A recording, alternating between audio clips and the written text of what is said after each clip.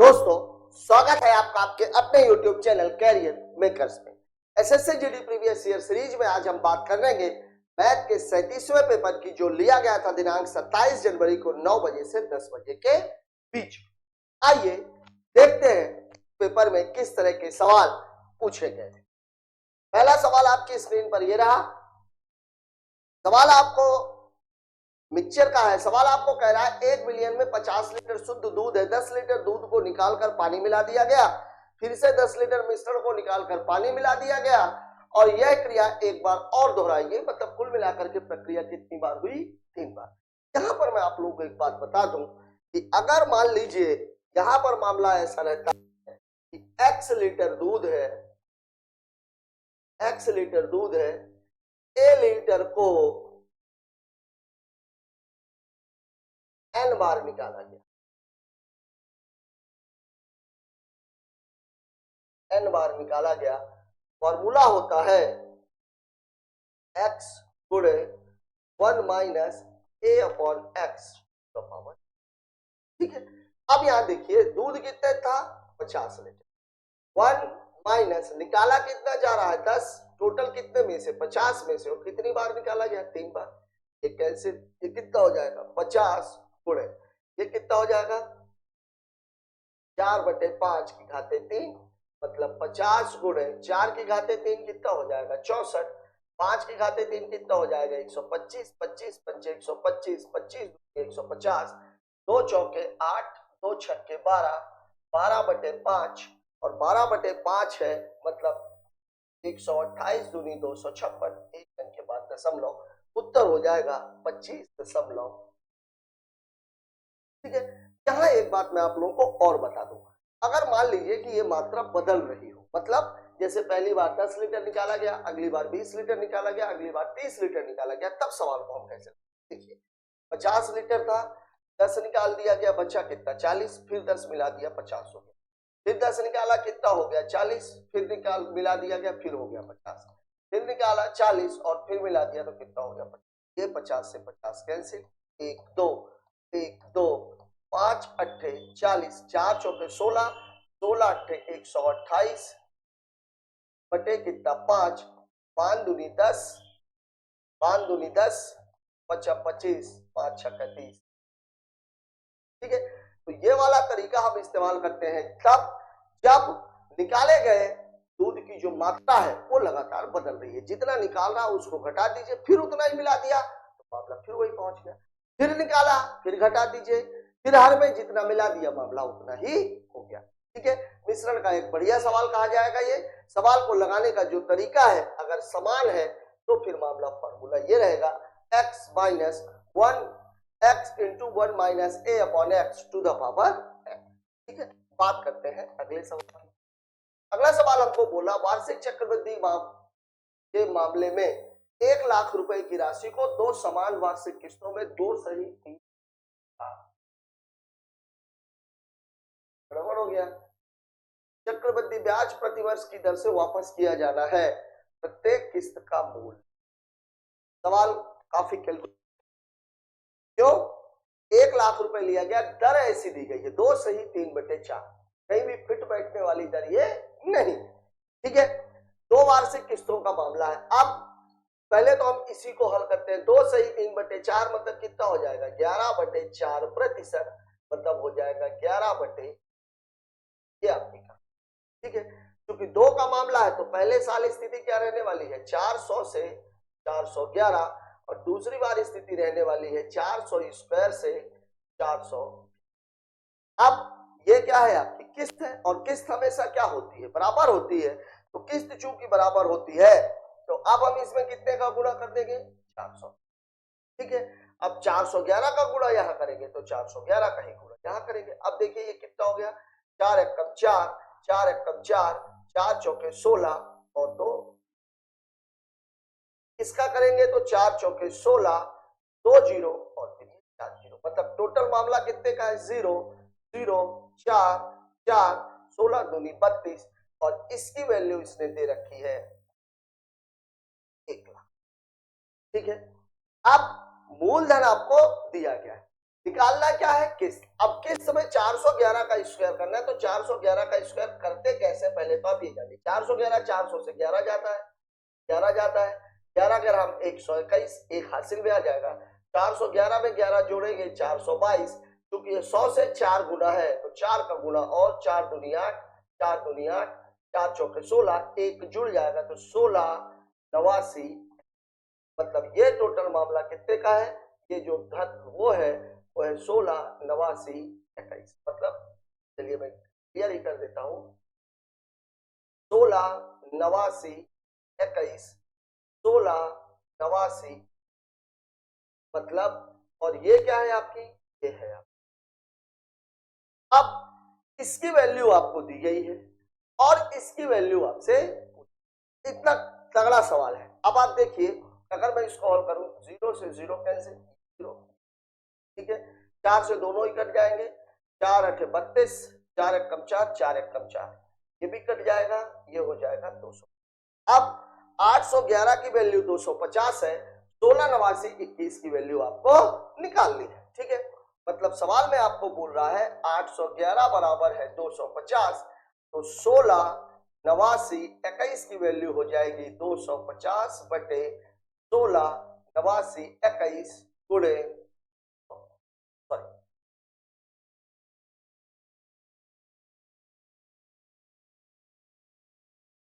250 बटे 811 गुणे 16 89, ये कहानी। अब इस सवाल को अगर हमें लगाना है तो हमें 16 89 21 में किसका भाग देना पड़ेगा, 811 का। देखिए देखते हैं, देखिए 16 89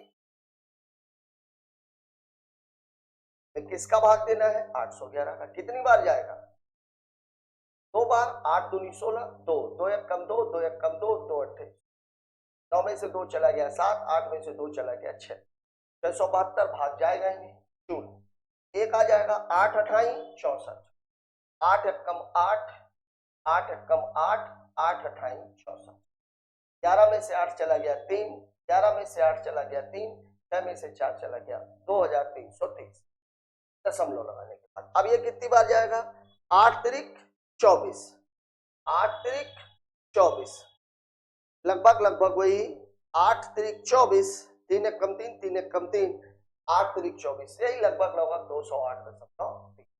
अब करना कितने में गुणा है, मतलब इसको हमने काटा तो कितना आ गया, 208.3। गुणा किसका करना है, 250 का, तो 250 गुणे 208.3, ये दशमलव ये जीरो कैंसिल, 25 तिहाई 75, 7 25 अट्ठे 200 और 7 जोड़ देंगे 07, 2 बचा, 25 दूनी 50 और 2 52, 52,075 रुपए उसकी किस्त होगी। और ये लगभग लगभग दिया हुआ है ऑप्शन पर।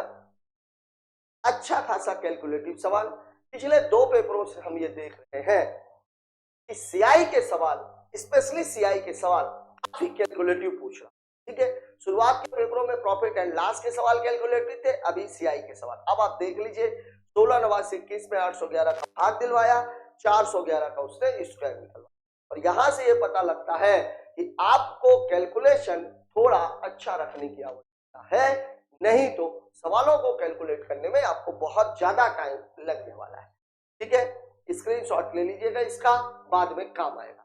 बात करते हैं अगले सवाल की। पी क्यू आर किसी काम को 20 30 और 60 दिनों में पूरा कर सकते हैं। क्यू और आर प्रत्येक तीसरे दिन पी की सहायता करते हैं। इसका मतलब क्या हुआ, इसका मतलब ये हुआ कि पी 2 दिन अकेले काम करता है, ठीक है, और फिर तीसरे दिन क्यू और आर मिलकर के काम करते हैं, मतलब 3 दिन का। ये भी एकांतर दिनों का ही काम हो गया, एकांतर दिनों का काम हो गया। 2 दिन पी ने अकेले काम किया, तीसरे दिन पी क्यू आर ने किया, फिर 2 दिन पी ने किया, फिर तो 3 लोगों के 3 दिनों का एक यूनिट बना। अब यहां देखिए सवाल में क्या बोल रहा है, देखिए पी है, क्यू है, आर, काम कितना कितने दिनों में कर रहे हैं, ये 20 30 और ये टाइम हो गया। तो इसका जो वर्क है एलसीएम है वो कितना आ जाएगा, 60, तो इसकी एफिशिएंसी 3 2 ठीक है। अब देखिए फर्स्ट डे कौन कर रहा है, सेकंड डे भी कौन कर रहा है, थर्ड डे भी कौन कर रहा है, थर्ड डे ये तीनों कर रहा है।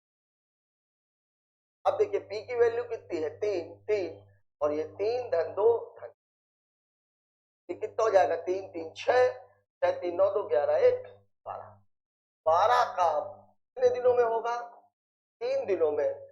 और इसके बराबर कितना है, काम करना कितना है 60, तो आप 60 में जैसे ही 12 का भाग देंगे तो कितना आ जाएगा, 12 पंचे 60, 5 यूनिट।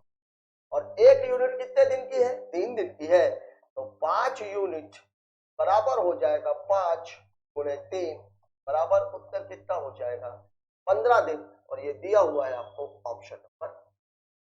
यहां एक बात जरूर आप थोड़ा सा दिमाग में बैठा लीजिए कि यहां पर 3 दिनों का एक यूनिट बन रहा है और आपको 3 दिनों का काम अलग अलग निकालना है, चूंकि पहले और दूसरे दिन क्यू और आर ने काम नहीं किया, केवल पी ने काम। ठीक है, ये आपका सवाल रहेगा, अच्छा सवाल कहा जाएगा टाइम एंड वर्क का। बात करते हैं अगले सवाल की। अगला सवाल हमको बोल रहा है, अगला सवाल हमसे कह रहा है 10,000 रुपए के मूलधन के लिए 16% वार्षिक ब्याज दर पर 2% का चक्रवृद्धि ब्याज क्या होगा। ये भी लगभग अच्छा सवाल, फिर से सीआई में कैलकुलेटिव क्वेश्चन। क्यों, क्योंकि यहां पर मामला किसका कर दिया है, अर्धवार्षिक का। अब अर्धवार्षिक में दर क्या हो जाती है, आधी, मतलब 16/2, मतलब दर कितनी हो गई। फिर ये मामला कितना हो जाएगा, 2 गुणे 2, मतलब ये कितना हो जाएगा, 4 वर्ष। अब यहां पर आपको निकालना क्या है, निकालना क्या है, निकालना है आपको, और ब्याज निकालने के लिए मैंने आप लोगों को बताया था, मैं फिर से लिख देता हूं। जब मामला 2 वर्ष का होता है तो कहानी रहती है 2 और 1। जब मामला 3 वर्ष का होता है तो देखिए 3 साल का है तो 3 और 1, तो आप लिख लीजिए 2 और 1 3 3 1 की। जब मामला 4 वर्ष का होता है तो 4 और 1, तो आप लिख ही लीजिए 3 3 6, 3 और 1 4। अगर मामला 5 वर्ष का हो, 1 साल और बढ़ा दीजिए, तो ये 5 और 1 तो रहेगा ही। अब 4 और 6 10, 6 और 4 10, 4 और 1 ये रहेगी, कहानी ये रहने वाली है। अब पूरा जो धन है वो कितना है, 10,000। 10,000 का जो 8% है, कहानी कितने साल की है, ये 4 साल की। 4 साल की कहानी है, मतलब पूरा मामला रहेगा 4 6 4। अब देखिए 10,000 का 8%, इसका 1% कितना होगा, 100। 2 जीरो आप घटा दिए तो 100 में 8 का गुणा किया तो ये कितना हो गया। ठीक है, फिर इस 800 का 8%, तो 8 का 100 का 1% कितना होगा, केवल 8, तो 8 अठाई 64। ये कहानी कितनी है, 64 की। फिर इस 64 का 8% निकालना है तो 64 अट्ठे कितना होता है, 512। 8% आपको निकालना है, मतलब ये हो जाएगी। अब 512 का भी 8% निकालना है तो 8 दूनी 16, 8 कम 8 9, 8 पंचे 40। अब देखिए दशमलव कहां पे है, 2 है, यहां 4 अंक के बाद आएगा 1 2 3 और ये हो गई पूरी। अब आप देखिए इसको हल करेंगे तो ये कितना हो जाएगा 800, फिर कितना हो जाएगा 64, फिर कितना हो जाएगा 5 को तो गुणा ही नहीं किया, गुणा भी तो करना है, अब इसको तो बोल ही रहे हो। 4 अठे 32, 3200 हो गया। 6 चौके 24, 6 छाम 36 और 2 38, ये हो गया। अब देखिए इसका यहां दशमलव लगा दीजिए, दशमलव 12 चौक 48, 4 पंचे दशमलव लग गया। इसका गुणा करेंगे, सब दशमलव के इधर आना है, 4 छांग 24, 4 नहीं है 36 और 1 37, 4 चौके 16। अब आप इसको जोड़ लीजिए, 4 1 5, 8 2 10, अच्छा ये यहां से 4 7 8 3 11, 6 4 10 11 की हासिल आई 1, 4 1 5 1 6, 8 2 10, 3 2 5 1 6, 3 और 1 4, 4,606 रुपए। 3 2 5 सॉरी 3,606, 3,606 रुपए कितना रहा है, 3,604 रुपए आ रहा है। कहां गड़बड़ हो गया, 6 चौके 24, 6 4 36 और 2 38। 4 7 11 6 4 10 11 4 1 5 1 6 8 2 10 3 2 5 1 6 4 6 4 1 कुछ गड़बड़ कर दिया क्या मैंने? 3606। उत्तर तो ये वाला हो जाए, लेकिन गड़बड़ क्या हुई? 10,000 का 8% 800 रुपया, ठीक है। 800 का 8% 8 अठाई 64 रुपया, 64 रुपए का 8% 64 अट्ठे 8 चौक 32 8 छह 48 512 रुपया, 512 रुपए का 8% 8 दूनी 16 8 कम 8 1 9 8 बच्चे 40, बिल्कुल ठीक है। 0.4096। अरे यार ये गड़बड़ है, या तो एक ही का गुणा करना था। 30.48 और बता लीजिए, यहाँ कितने का है?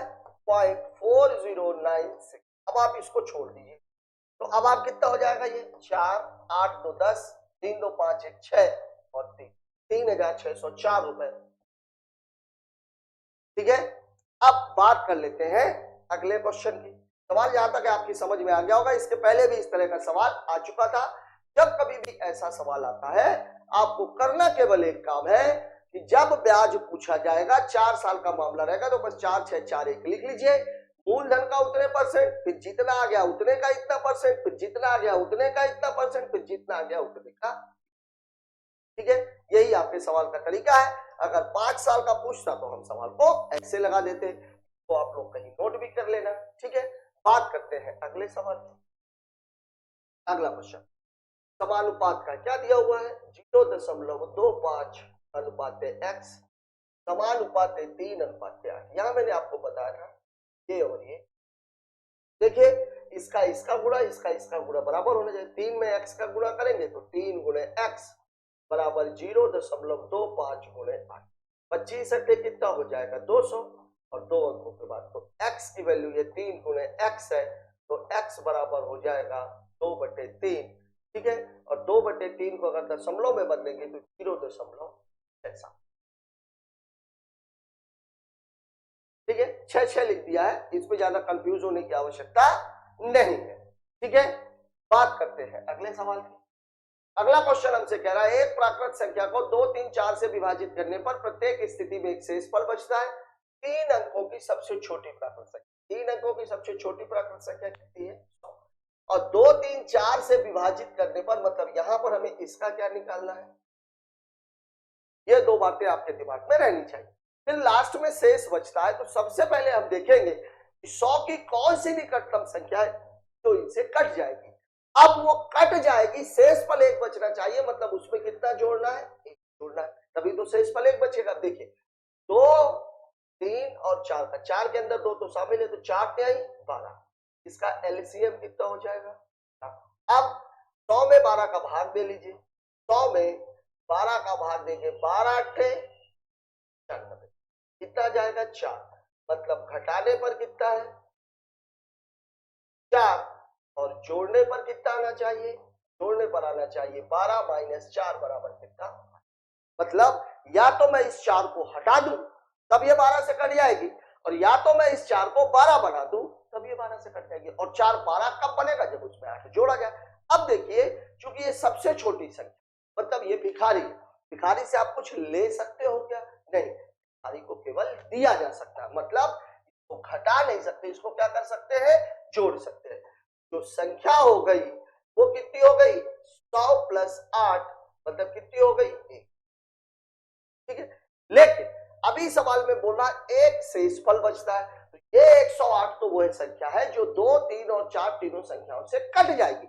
हमें शेषफल 1 बचाना है, तो शेषफल 1 बचाना है, तो आप 108 में जोड़ दीजिए, उत्तर कितना आ जाएगा? 109, और ये है आपका ऑप्शन नंबर, ठीक है। बात कर लेते हैं अगले सवाल की। अगला क्वेश्चन क्या बोल रहा है? एक बस में 15 किलोमीटर प्रति घंटे की चाल से 60 किलोमीटर, 25 किलोमीटर प्रति घंटे की चाल से 100 किलोमीटर, 5 किलोमीटर प्रति घंटे की चाल से 20 किलोमीटर की दूरी, ठीक है। पूरी यात्रा के दौरान उसकी औसत चाल क्या हो? यहां मैंने आप लोगों को बताया था कि अगर चाल और दूरी दी गई हो तो औसत चाल बराबर होता है दूरी 1 प्लस दूरी 2 प्लस दूरी 3 प्लस जितने भी हिस्सों में बटे दूरी 1 बटे चाल 1 प्लस दूरी 2 बटे चाल 2 प्लस दूरी 3 बटे चाल 3 प्लस, अब देखिए दूरी कितनी है, पहली दूरी कितनी है 60, दूसरी दूरी कितनी है 100 और तीसरी दूरी कितनी है 15 किलोमीटर, 60 25 किलोमीटर से 100 किलोमीटर 5 किलोमीटर 20, तीसरी दूरी कितनी है 20। अब बटे देखिए 60 के लिए उसकी चाल कितनी है 15 प्लस 100 के लिए उसकी चाल कितनी है, ये 20 है कि 25 है 25, 100 के लिए कितनी है 25 प्लस 20 के लिए कितनी है 5।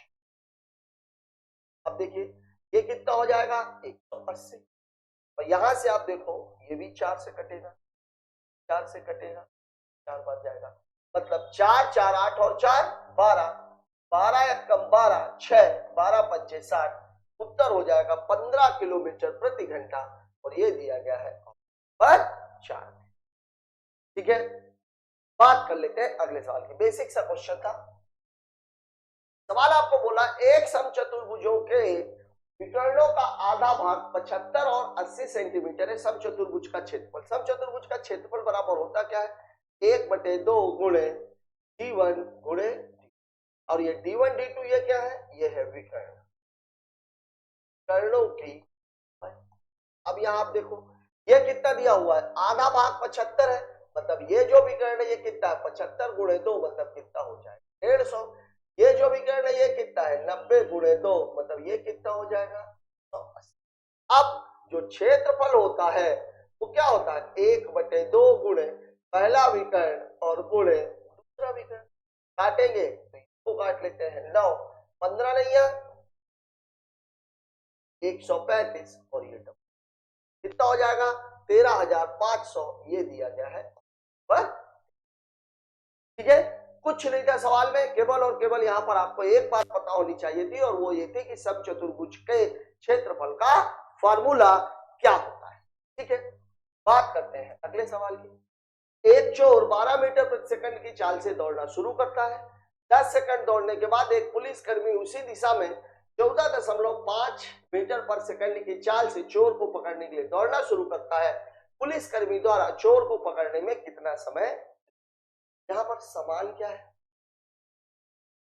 यहां पर समान क्या है देखिए, दौड़ना 10 सेकंड दौड़ने के बाद एक पुलिसकर्मी उसी दिशा में, मतलब ये हुआ कि यहां पर उसी जगह से उसने दौड़ना शुरू, दूर नहीं खड़ा था, उसी जगह से दौड़ना शुरू किया, मतलब दूरी क्या हो गई समान। और अगर दूरी समान है तो चाल और समय का अनुपात हमेशा उल्टा होता है। मैं बार बार ये बात आप लोगों को बता रहा हूं, समय दूरी और चाल के सवालों में आप लोगों का सबसे पहला काम ये होना चाहिए कि आप ये देखिए कि कहीं ऐसा तो नहीं है कि दूरी समान हो या समय समान हो, क्योंकि 3/4 मतलब 3/4 सवाल केवल यहीं से पूछे जा रहे हैं। अब आप देखिए यहां पर समान क्या है,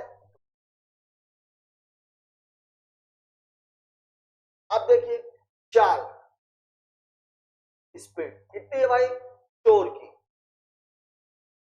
की कितनी है 12 और पुलिस की कितनी,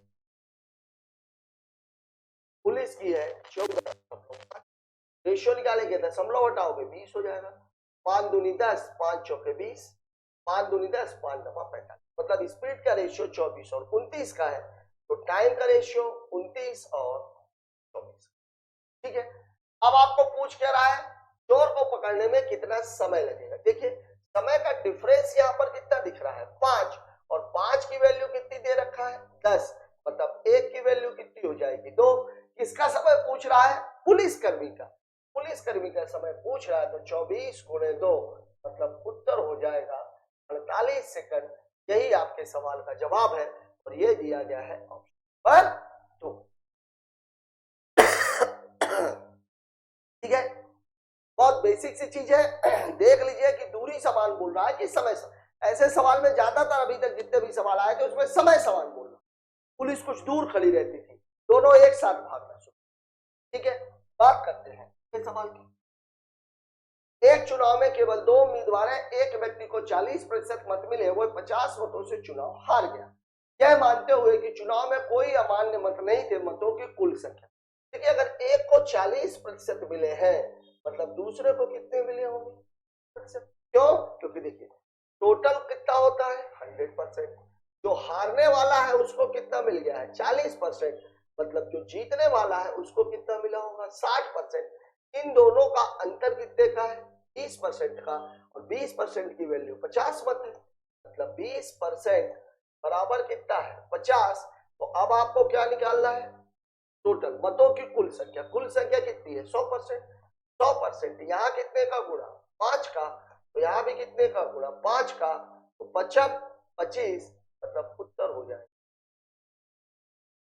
कितने मत मिले उसको, कितने मत थे टोटल 250, दिया गया है ऑप्शन पर ए। ठीक है, बात कर लेते हैं अगले सवाल की। किसी एक दिवसीय मैच में एक क्रिकेट टीम के 11 खिलाड़ियों का औसत स्कोर इतना इतना है, 10 खिलाड़ियों द्वारा बनाए गए रन इतने इतने हैं, 11वें खिलाड़ी ने कितने रन। योग औसत बराबर क्या होता है, योग बराबर क्या होता है, योग बराबर क्या होता है औसत, और गुणे क्या होता है।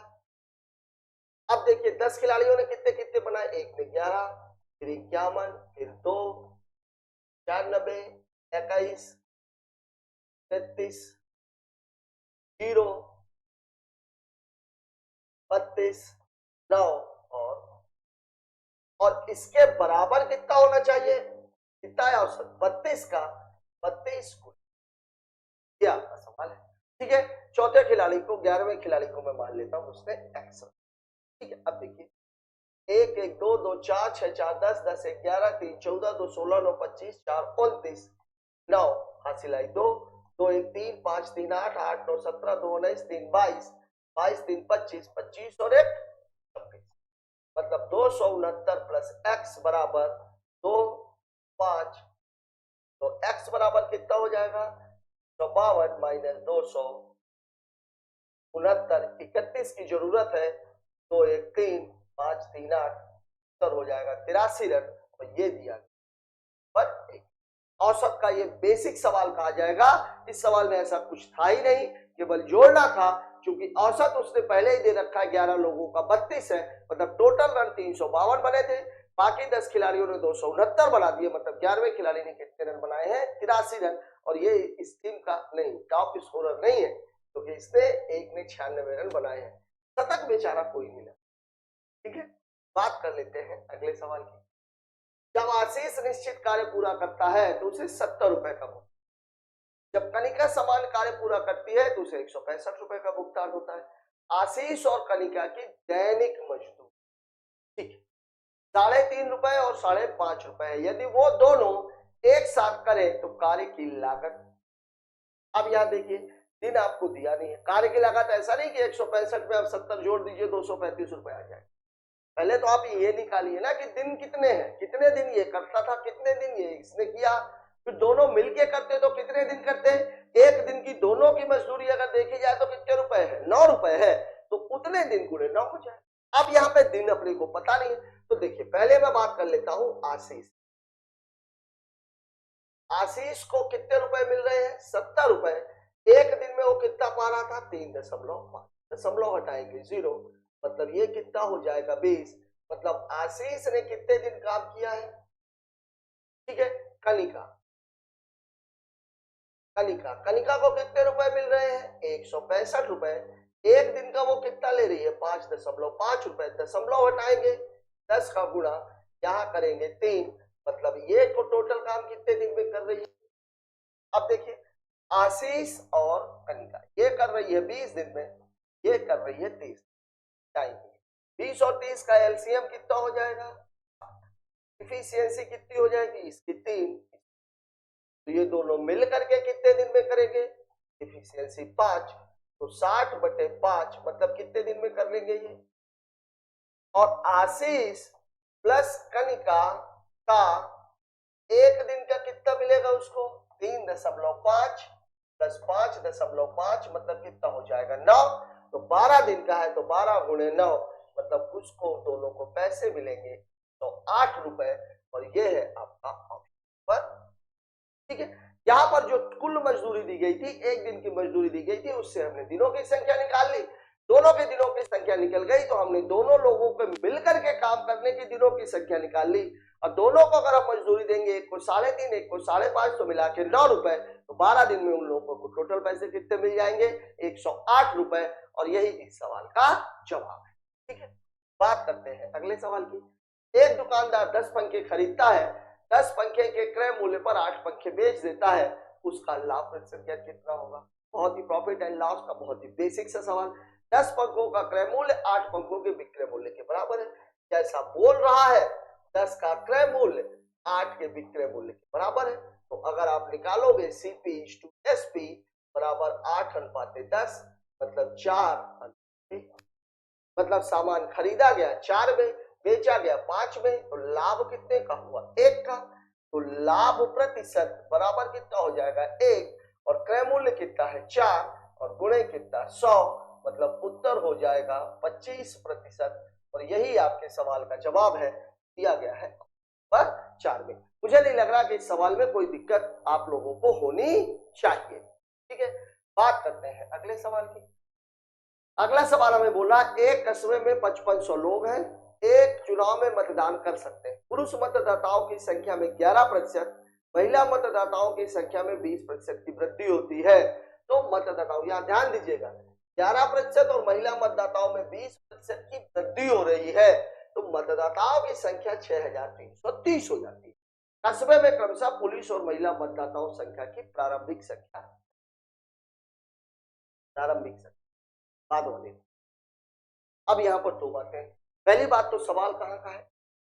इस सवाल में हम ये एज्यूम करेंगे कि अगर मान लीजिए पुरुष ही पुरुष होते तो संख्या कितनी बढ़ती, और या मान लीजिए महिलाएं ही महिलाएं होती तो संख्या कितनी बढ़ती, और वास्तव में जो संख्या बढ़ी है वो कितनी, जो वास्तव में दोनों को मिला करके बढ़ी है वो हमेशा बीच में रहती है, एक तरफ पुरुष और एक तरफ महिला, यही तो एलिमिनेशन का नियम है।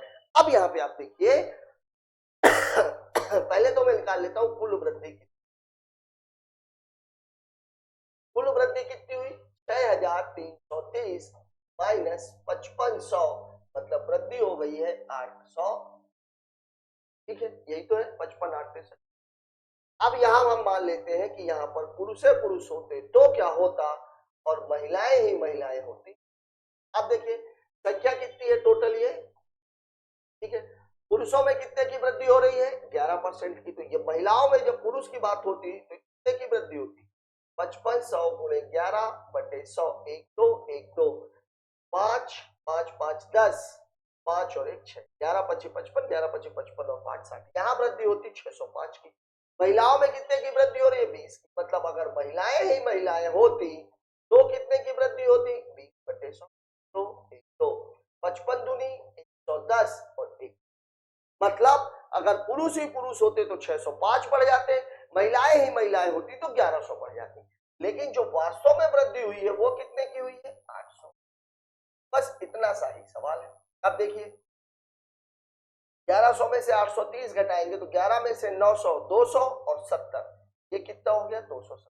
830 में इसको घटाएंगे 30 में 5 गया 25, 8 में से 6 गया कितना गया 2, दोनों ही संख्या किससे कट जाएंगी 5 से, 55 25 और 5 चौके 20, 5 चौके 20 55 25, फिर कट जाएगी किससे ये 9 छक्का 54 9 बना। मतलब मामला ये है पुरुष अगर 6 है तो महिलाएं कितनी है 5, और टोटल कितना है भाई ये 6 प्लस 5 बराबर कितना है 11, और वैल्यू दी गई है इसकी 5500, मतलब एक की वैल्यू कितनी है।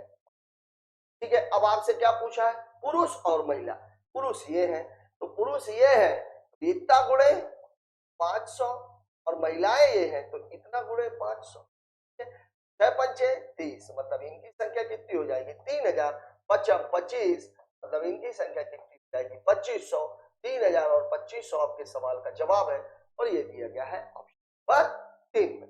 ठीक है, एलिगेशन का एक अच्छा सवाल कहा जाएगा क्योंकि थोड़ा सा कैलकुलेशन इसमें रहता है, हाँ, अब आपका अगर परसेंटेज पर अच्छा कमांड है तो आप इसको डायरेक्ट भी कर सकते थे, ये सब लिखने की जरूरत आपको नहीं पड़ती। ठीक है, बात कर लेते हैं अगले सवाल की। 15वां सवाल हमसे क्या कह रहा है? 15वां सवाल बिल्कुल सिंप्लीफिकेशन का है, लेकिन एक बात ध्यान रखना है, भाग के बाद इसमें ऑफ लिखा हुआ है, लेकिन ये भी ब्रैकेट में, ये भी ब्रैकेट में, तो सबसे पहले तो हमें ब्रैकेट को हल करना है। सबसे पहले हम इस वाले हिस्से को हल करते हैं। देखिए 15/6, यहाँ भाग लगा, यहाँ ऋण लगा, तो पहले भाग हल होगा।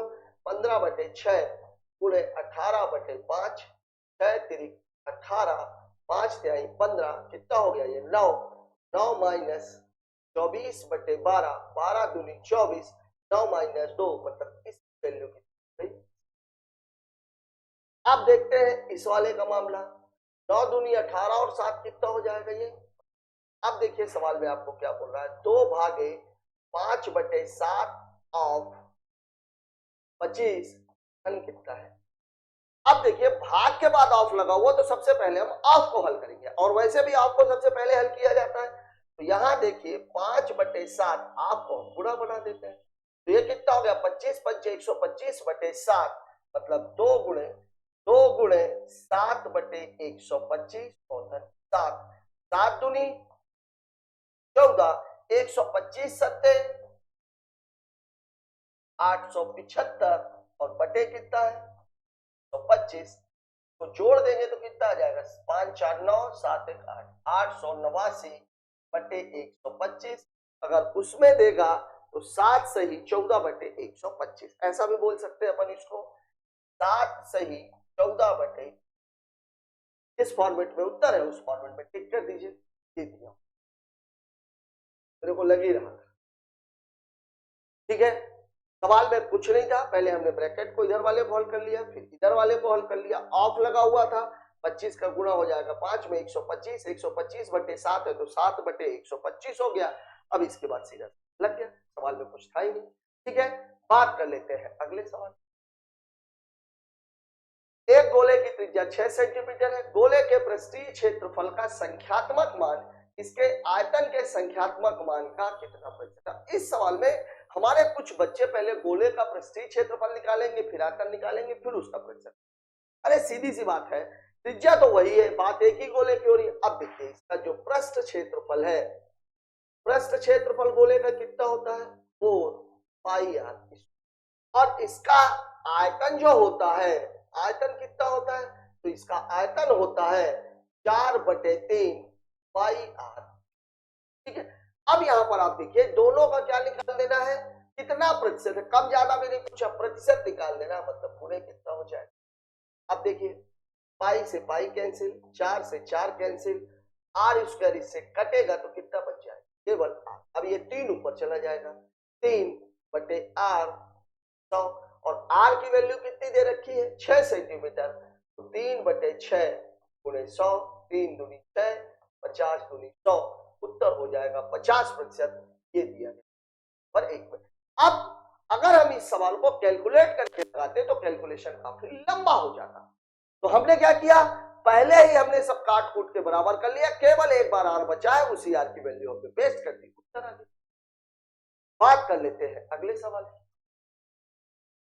अगला क्वेश्चन हमसे बोला एक वस्तु के अंकित मूल्य पर ग्राहक को 4.5% की छूट दी जाती है। एक लड़की ने 191 रुपए में वस्तु खरीदी। देखिए अंकित मूल्य को हम इस स्थिति में कितना मानते हैं 100%, तो जो विक्रय मूल्य है वो कितना हो जाएगा 100 माइनस 4.5, 100 में 5 घटाएंगे 95, मतलब हो जाएगा 95।